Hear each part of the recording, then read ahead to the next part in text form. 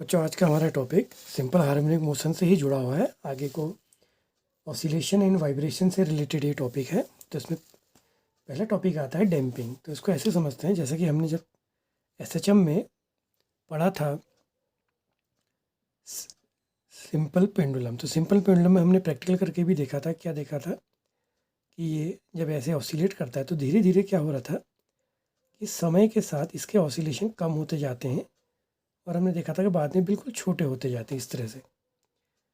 तो अब इसको समझते हैं ये है क्या। शुरुआत में जब हमने इसको छोड़ा तो ये इस तरह से ऑसिलेशन करता है। ठीक है, यहाँ पे दो टर्म आते हैं।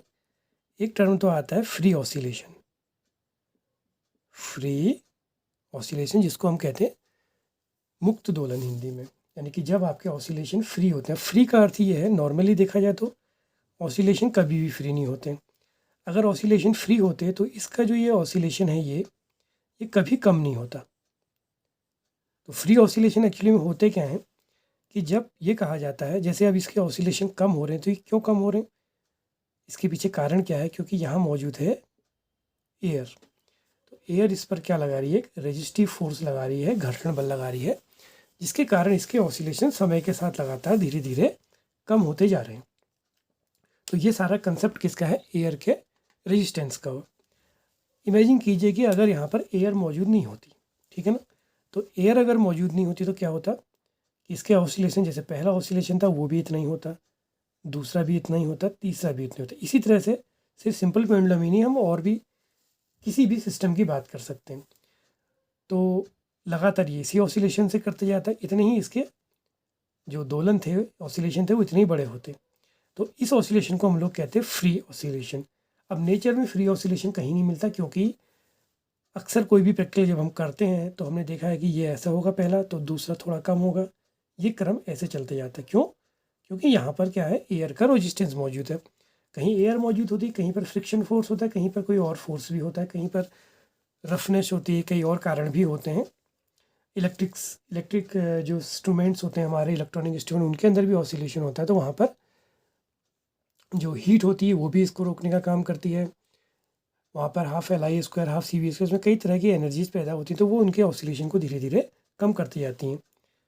तो ये तो हुआ फ्री ऑसिलेशन। तो ये जो नॉर्मली होता है प्रैक्टिकली हमेशा या नेचर में हम ऐसे ही ऑसिलेशन पाते हैं। तो इस प्रोसेस को कहते हैं डैम्पिंग। कि समय के साथ ऑसिलेशन जब ये छोटे होते जाते हैं, ये क्यों होते हैं, क्योंकि एक क्या मौजूद है, रेजिस्टिव फोर्स, प्रतिरोधी बल। तो वो प्रतिरोधी बल क्या करता है, इनके ऑसिलेशन को धीरे धीरे कम करता चला जाता है। तो ऐसे ऑसिलेशन को हम लोग कहते हैं डैम्ड ऑसिलेशन। डैम्पिंग से क्या शब्द बना, डैम्ड, यानी कि अवमंदित दोलन, डैम्ड ऑसिलेशन। और ये जो फोर्स हुआ, इस फोर्स को हम कह देते हैं डैम्पिंग फोर्स। तो फ्री ऑसिलेशन का अर्थ है कि बॉडी जब अपनी नेचुरल फ्रीक्वेंसी से ऑसिलेशन करती है, जब कोई भी एक्सटर्नल फोर्स मौजूद नहीं होता है।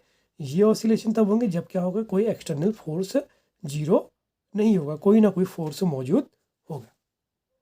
इसी कंसेप्ट को अगर हम ग्राफिकली समझें तो ग्राफिकली क्या होगा, जो फ्री ऑसिलेशन है, जैसे इसके ऑसिलेशन का अगर एम्पलीट्यूड प्लस है और माइनस है, तो फ्री वाले में क्या होगा, नॉर्मली अगर बॉडी यहाँ से शुरू कर रही है तो उसका ऑसिलेशन समय के साथ बिल्कुल प्लस ए और माइनस है। प्लस और माइनस ए का अर्थ है कि डायरेक्शन का अपोजिट होना, इस तरह से जाएगा ऑलवेज, इस तरह से।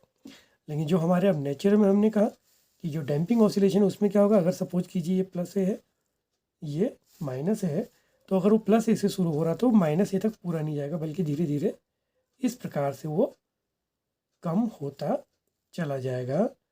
और इन लॉन्ग टाइम के बाद क्या हो जाएगा, वो जीरो हो जाएगा। तो ये तो इसका डैम्पिंग का डिफरेंस हो गया। इसके बाद हमारा अगला टॉपिक है फोर्स्ड ऑसिलेशन। अब ये फोर्स्ड ऑसिलेशन क्या हुआ, इसको हम ऐसे समझते हैं, जैसे मान लीजिए कई बार आपने देखा होगा कि जब आकाश में बिजली चमकती है तो हमारे दरवाजे की खिड़कियाँ ऑटोमेटिक खड़खड़ाने लग जाती हैं। या कभी घरों में आपने देखा होगा कि अगर आप एक चम्मच से अगर कहीं किसी बर्तन में टन टन करें तो देखते हैं कि उसके अगल बगल की जो और भी बर्तन है वो भी आवाज़ करने लग जाते हैं। तो इस ऑसिलेशन को कहते हैं फोर्स्ड ऑसिलेशन। तो फोर्स्ड ऑसिलेशन की मीनिंग क्या है, देखिए, जब ये मान लिया बिजली कड़की आकाश में, ठीक है ना, और ये हमारा घर है, ये खिड़कियाँ हैं घर की। तो ये जब बिजली ऊपर कड़कती है तो बिजली के क्या होगी, वो इसमें भी एक फोर्स है, तो उस हर एक फोर्स की क्या होगी, अपनी एक नेचुरल फ्रीक्वेंसी होगी, जैसा अभी मैंने बताया था। तो ये जो फोर्स है इसकी फ्रीक्वेंसी मान लिया एफ होगी। तो इसका जो प्रभाव पड़ा किस पर पड़ा, हमारी खिड़कियों पर पड़ा। खिड़कियों की अपनी एक है, तो इस फोर्स के कारण ये खिड़कियाँ क्या करने लगी, आवाज़ आने का अर्थ है कि वो ऑसिलेट करने लगी।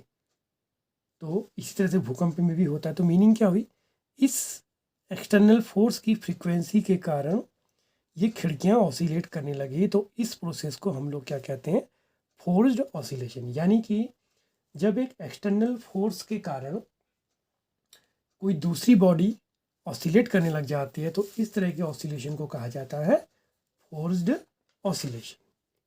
ठीक है, क्लियर होगी कंसेप्ट। कंसेप्ट क्या है कि एक्सटर्नल फोर्स के कारण उसकी अपनी एक फ्रीक्वेंसी है, तो उस फ्रीक्वेंसी के कारण या उस फोर्स के कारण जब एक दूसरी बॉडी ऑसिलेट करने लग जाती है तो उस प्रोसेस को कहते हैं फोर्स्ड ऑसिलेशन।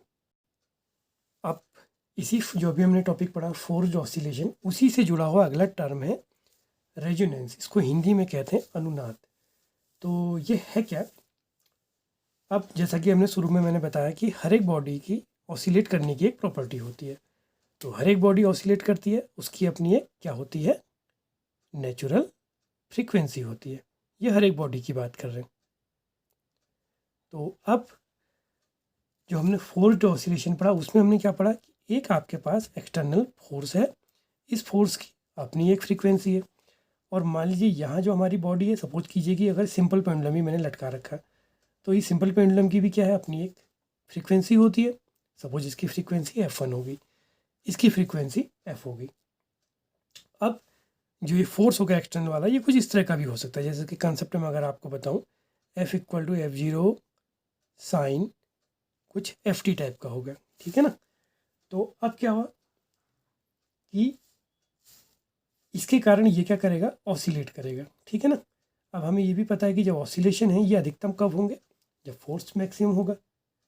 अब सपोज कीजिए कि कभी इसकी फ्रीक्वेंसी और इसकी फ्रीक्वेंसी मैच कर गई, यानी कि दोनों क्या हो गए, बराबर हो गए या एक दूसरे के कुछ टाइम्स हो गए। मीनिंग ये है कि F1 या तो F हो जाए या F1 = कुछ 2 टाइम्स ऑफ F या 3 टाइम्स ऑफ F, इसका कुछ गुणा यानी इसे मल्टीपल हो जाए, ठीक है ना।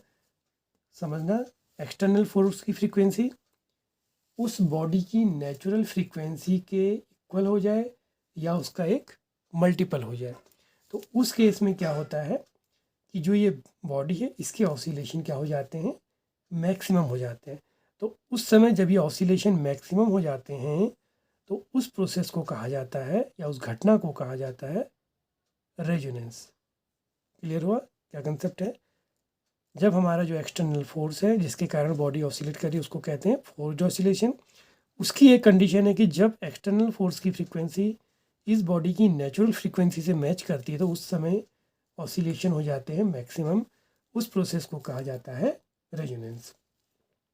तो इस रेजोनेंस के हमारे पास बहुत सारे एग्जांपल होते हैं। जैसे कि एक नॉर्मली ये बहुत पहले से है कि इस पर तो आप कई सारे बागी 12th में जाएंगे तो वहाँ भी हम इसको रेजोनेंस को पढ़ेंगे। जब हम इलेक्ट्रॉनिक्स पढ़ेंगे तो इसके एग्जांपल में जैसे हम देखते हैं, सिंपल से मैं 2 एग्जांपल बताता हूँ।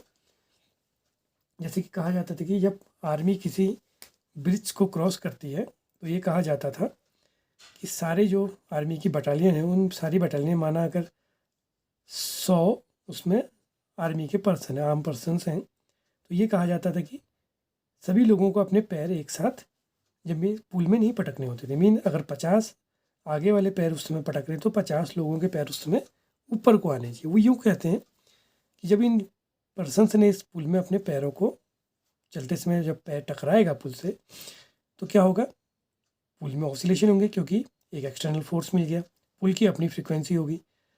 अब सपोज कीजिए कि अगर 100 के 100 लोग एक साथ करेंगे तो भैया फोर्स एक्सटर्नल फोर्स बढ़ जाएगा। अगर उसकी फ्रीक्वेंसी इससे मैच कर गई तो क्या होगा, पुल की फ्रीक्वेंसी उस केस में ज़्यादा होगी ना, क्योंकि इनकी फ्रीक्वेंसी कम होगी। अगर ये सपोज सबने एक साथ पटका तो एक्सटर्नल फोर्स बढ़ा तो उसकी फ्रीक्वेंसी भी क्या हो जाएगी, इंक्रीज कर जाएगी। वो फ्रीक्वेंसी इंक्रीज करी तो उसके कारण क्या होगा, अगर वो इससे मैच कर गई तो इस पुल के ऑसिलेशन क्या हो जाएंगे, मैक्सिमम। तो पुल के जब ऑसिलेशन मैक्सिमम होंगे तो उसके टूटने का एक डर बन जाता है, ठीक है नहीं। इसी तरह से जब हम पढ़ते हैं कि रेडियो को जब हम ट्यून करते हैं तो रेडियो के जो ट्यूनिंग है वो कभी कभी कोई चैनल मैक्सिमम कब आता है, उसका कारण क्या है कि रेडियो में जो एक ट्यूनर होता था यहाँ पर एक ट्यूनर होता है, जब उसको घुमाया जाता है तो उसको घुमाने का अर्थ क्या है, देखो यहाँ पर एक एंटीना होता है, एंटीना का अर्थ एक्चुअली में क्या होता है, वहाँ पर एक एलसी सर्किट होता है। तो एलसी सर्किट की भी अपनी क्या होती है, एक फ्रीक्वेंसी होती है, ठीक है ना। वो कितनी होती है उसको बाद में देखेंगे, फिलहाल उसको अभी समझने की ज़रूरत नहीं, वो 12th में क्लियर हो जाएगी। तो उसकी अपनी एक फ्रीक्वेंसी हुई, तो उसकी फ्रीक्वेंसी को जब उसको ट्यून करा जाता है, ये इसके ट्यून करने से क्या होता है कि एल और सी के मानों को हम परिवर्तित करते हैं। तो एल और सी के मान परिवर्तित करने से उसकी फ्रीक्वेंसी ये क्या होती है, वेरी करती है, यानी कि कम ज़्यादा होती है, ठीक है। हमने इसको ट्यून करा और इसकी फ्रीक्वेंसी को हमने वेरी कराया, और यहाँ जो सिग्नल आ रहा है, तो जब ये सिग्नल से मैच करती है, इसको जो हमने वेरी कराया, ये सिग्नल आ रहा है, इस सिग्नल से जब ये इसकी फ्रीक्वेंसी मैच करती है इस एलसी सर्किट की, तो उस केस में ऑसिलेशन मैक्सिमम होते हैं और सिग्नल मैक्सिमम उसके साथ गेन करता है, तो ऑसिलेशन मैक्सिमम हो जाते हैं। तो उस केस में जो हमें वो पर्टिकुलर चैनल है उसकी आवाज़ साफ सुनाई देती है। तो बच्चों ये तो हमारा वेव बियॉन्ड ऑसिलेशन का पहला चैप्टर आज जो है कंप्लीट हो गया। इसके बाद हम लॉन्गिट्यूडनल एंड ट्रांसवर्स वेव्स वाले चैप्टर को नेक्स्ट टर्म में देखेंगे।